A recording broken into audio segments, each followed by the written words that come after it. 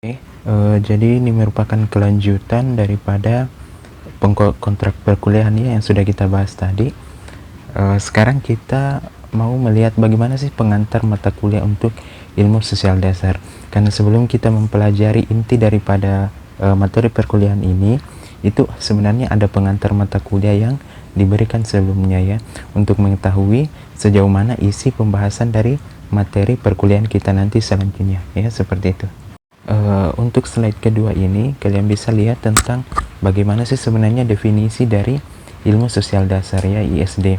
Kalau kalian lihat pada slide itu, ini merupakan mata kuliah ilmu sosial yang mencakup usaha yang diharapkan dapat memberikan pengetahuan dasar dan pengertian umum tentang konsep-konsep atau yang mengkaji tentang gejala sosial. Jadi dalam hal ini, kalau kita berbicara tentang mata kuliah ini, ilmu sosial dasar, berarti kita tidak lepas dari kaitannya tentang hubungan dengan masyarakat, hubungan mahasiswa dengan mahasiswa, atau hubungan dengan mahasiswa dengan dosen. Nah, diharapkan dengan mempelajari mata kuliah ini ya, jadi judulnya saja ilmu sosial dasar, berarti ilmu sosial ya, jadi interaksi antara satu orang, individu yang satu dengan individu yang lain, itu secara dasarnya, secara basicnya. Kalau kita lihat di lingkungan kampus ya, mungkin dari hubungan kalian mahasiswa dengan mahasiswa dalam mengerjakan tugas, kemudian hubungan antara mahasiswa dengan dosen misalnya ketika ada bimbingan atau mengerjakan suatu proyek seperti itu, ada keterkaitan antara individu yang satu dengan individu yang lain. Contohnya misalnya seperti ini, kalau misalnya ada tugas yang diberikan oleh dosen dan yang tugas itu berupa tugas kelompok, dan itu pastikan melibatkan beberapa individu ya. Jadi ada misalnya anggaplah 3 individu yang dilibatkan. Ketika si A, si B, dan si C ini bekerja sama untuk mengerjakan tugas tersebut secara berkelompok, berarti ilmu sosial dasarnya jalan karena mereka mengerjakannya secara bersama-sama ya, ada interaksi antara si A, si B dengan si C. Nah, namun ketika si A dia mengerjakannya sendiri, sementara si B dengan si C mengerjakannya bersama-sama, berarti di sini interaksi kelompok antara si A dengan B dan C itu tidak jalan. Ya, berarti ilmu sosial dasarnya yang dipelajari selama semester awal dan nanti diterapkan di semester-semester berikutnya itu tidak jalan ya, seperti itu. Oke, untuk slide ketiga ini terkait dengan apa sih sebenarnya tujuan mempelajari dari mata kuliah ilmu sosial dasar ini. Nah, kalau kalian lihat pada slide bahwa tujuan daripada mata kuliah ini secara umum adalah untuk membantu perkembangan wawasan pemikiran dan kepribadian mahasiswa agar memperoleh wawasan pemikiran yang lebih luas, dan ciri-ciri kepribadian yang diharapkan nantinya itu bisa dikembangkan sepenuhnya oleh mahasiswa itu sendiri. Dalam hal ini, bagaimana individu yang satu dengan individu yang lain itu bisa saling berinteraksi. Nah, secara umum kalau kita melihat tujuan daripada mata kuliah ini adalah membantu mahasiswa berpikir luas ya. Jadi dalam hal ini contohnya seperti ini.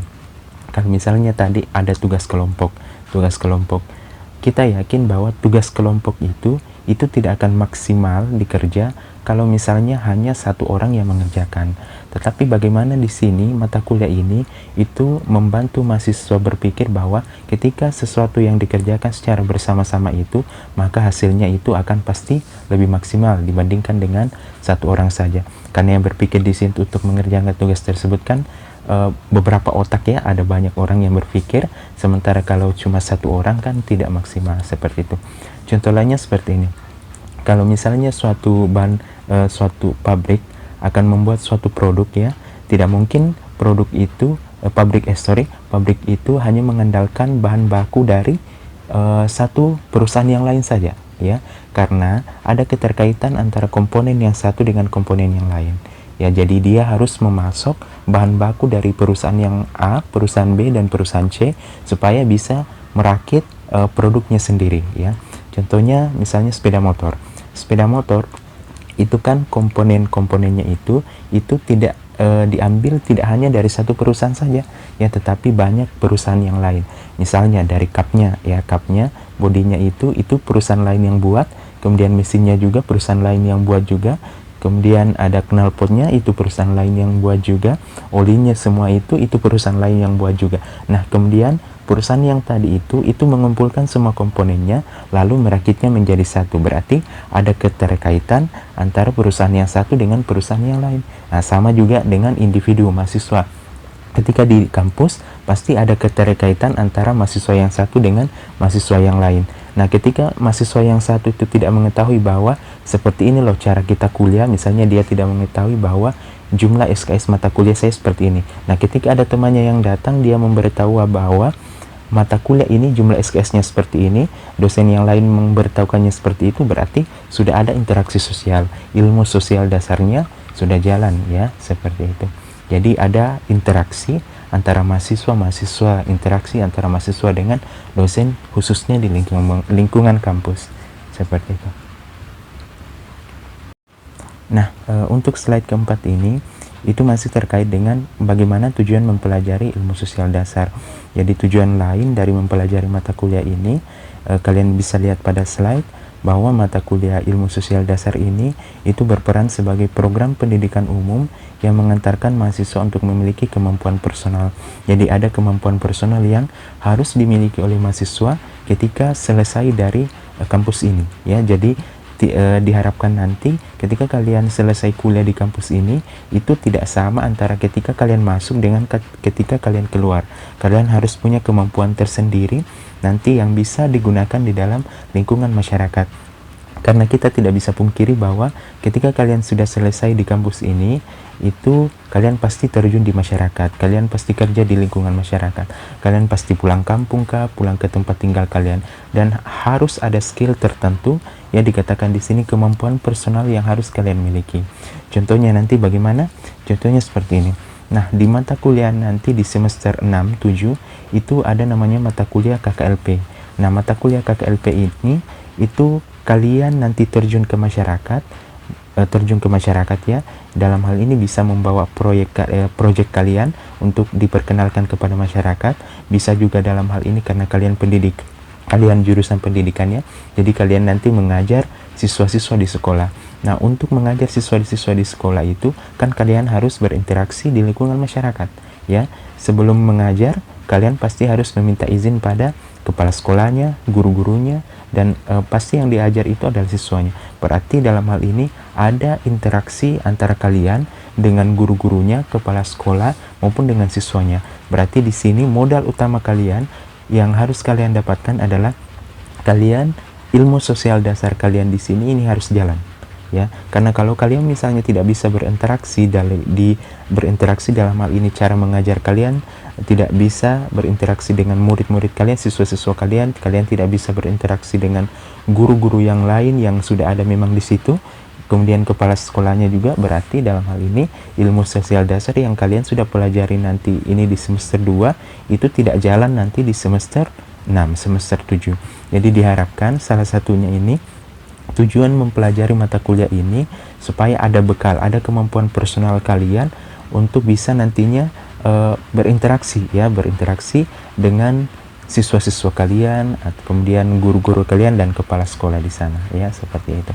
Pokoknya ada kemampuan personal kalian untuk bisa digunakan di lingkungan masyarakat nanti ya, seperti itu. Untuk slide kelima ini itu terkait dengan masalah dalam ilmu sosial dasar. Jadi kalau kita berbicara tentang ilmu sosial dasar ya pasti ada masalah. Dan ketika ada masalah ya pasti ada akibat ya. Kalau interaksi antara individu dengan individu yang lain itu pasti ada suatu masalah, karena tidak mungkin interaksi antara individu dengan individu yang lain dalam lingkungan masyarakat itu berjalan mulus saja, tidak seperti itu. Pasti ada masalah yang ditemukan suatu saat nanti.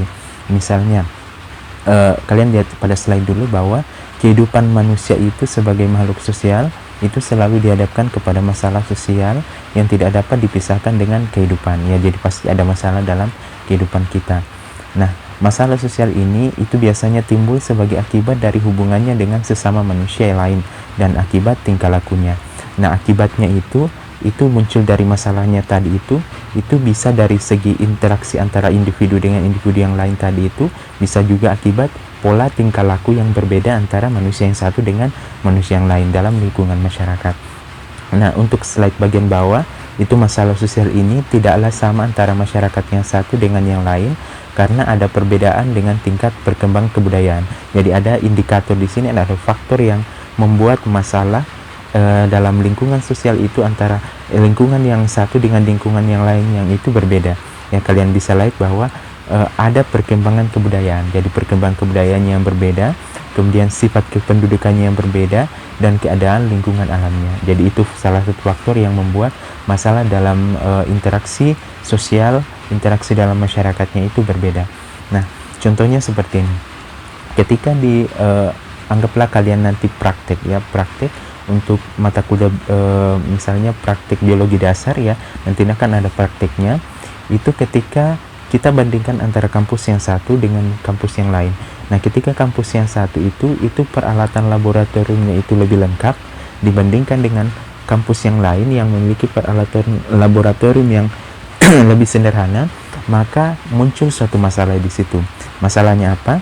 Masalahnya ketika peralatan laboratorium yang digunakan untuk praktek itu tidak lengkap, maka jalannya praktek itu, jalannya untuk membuat laporan itu tidak semaksimal saat peralatan laboratorium itu lebih lengkap.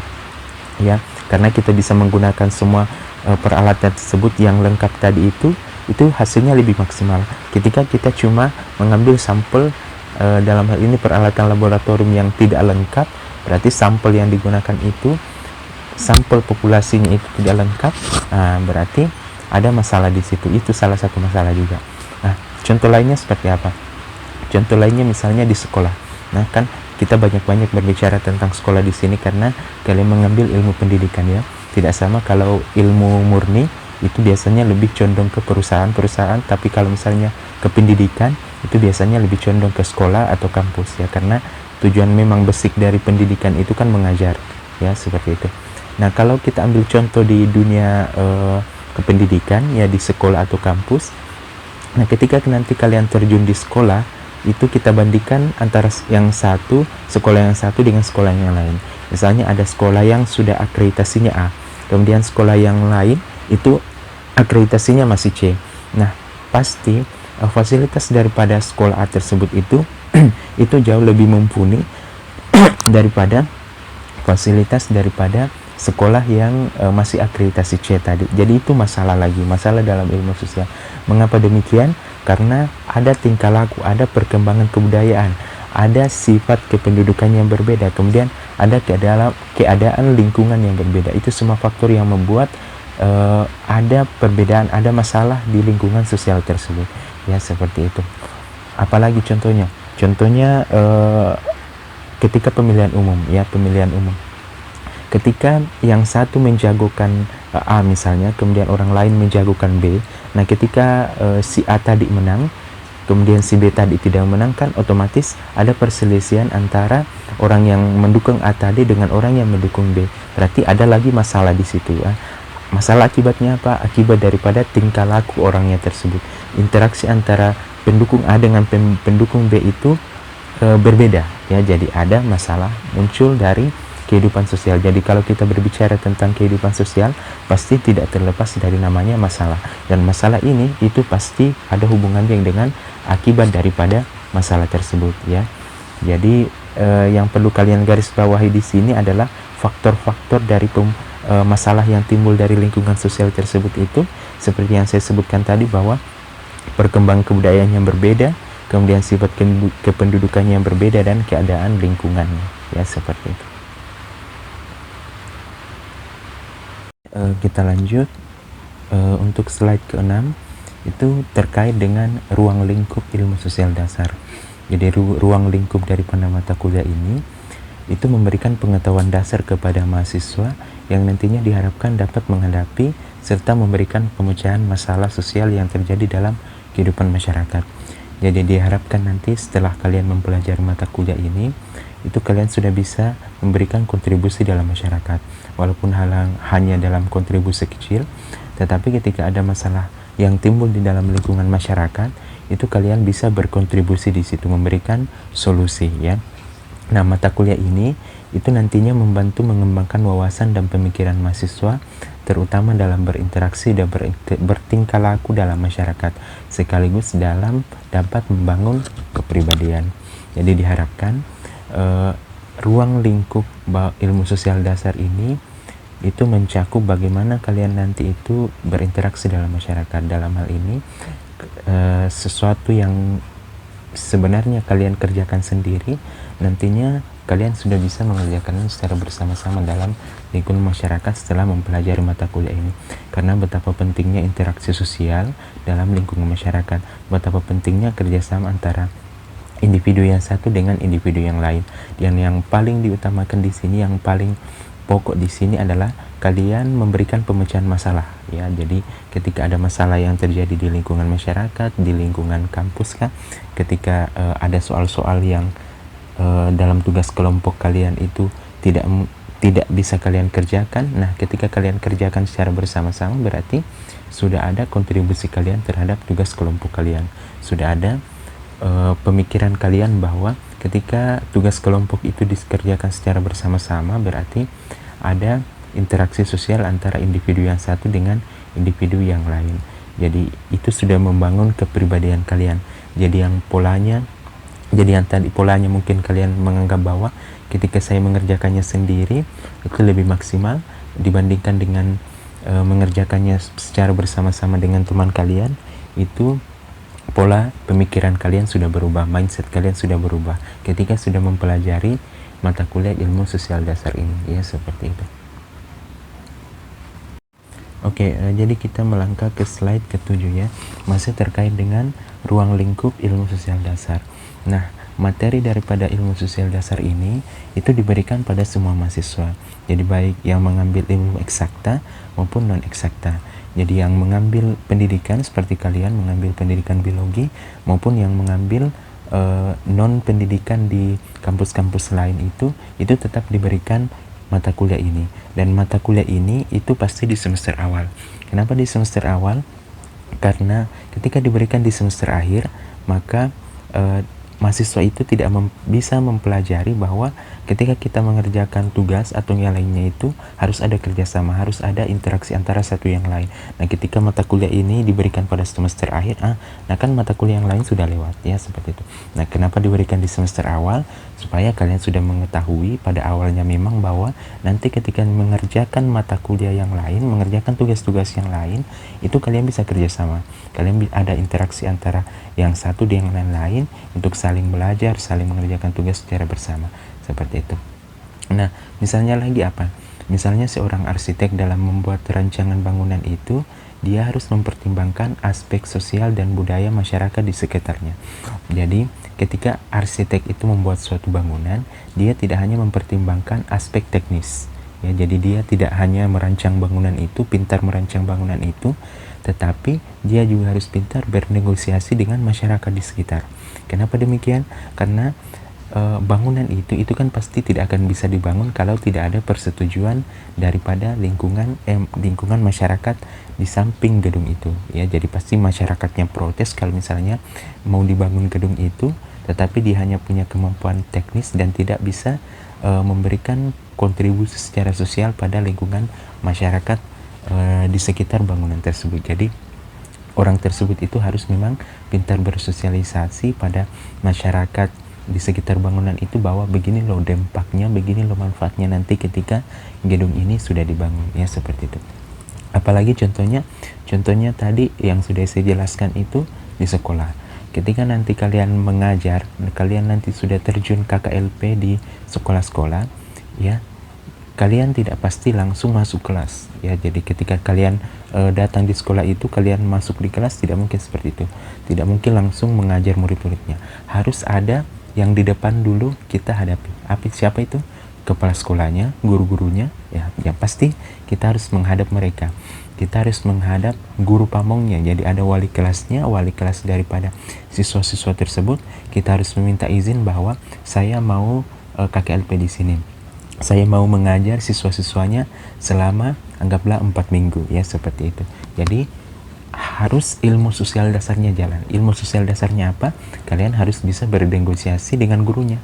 ya. Kalian harus bisa berinteraksi dengan gurunya bahwa begini loh pola pengajaran saya, begini loh model pembelajaran saya yang saya terapkan nanti. Nah, ketika gurunya sudah menyetujui dan menganggap bahwa kalian layak mengajar di kelas tersebut, berarti ilmu sosial dasar kalian jalan lagi di situ. Yang kalian peroleh di ilmu sosial dasar, bahwa kalian bisa bernegosiasi dengan guru-gurunya untuk bisa mengajar di kelas tersebut, itu jalan, ya, seperti itu. Oke, untuk slide ke-8, slide terakhir ini masih terkait dengan ruang lingkup ilmu sosial dasar. Nah, ilmu sosial dasar ini itu sebenarnya memberikan pengetahuan dasar mengenai konsep sosial kepada mahasiswa, sehingga mampu untuk menganalisis masalah sosial, kemanusiaan, serta masalah budaya di lingkungan sekitar, ya. Jadi ada kepekaan kalian terhadap lingkungan sosial. Karena kalian jurusan pendidikan biologi, ya, jadi ketika ada masalah yang terkait dengan biologi atau terkait dengan lingkungan, itu kalian peka, ya, jadi kalian bisa terjun untuk memberikan solusi dalam lingkungan masyarakat.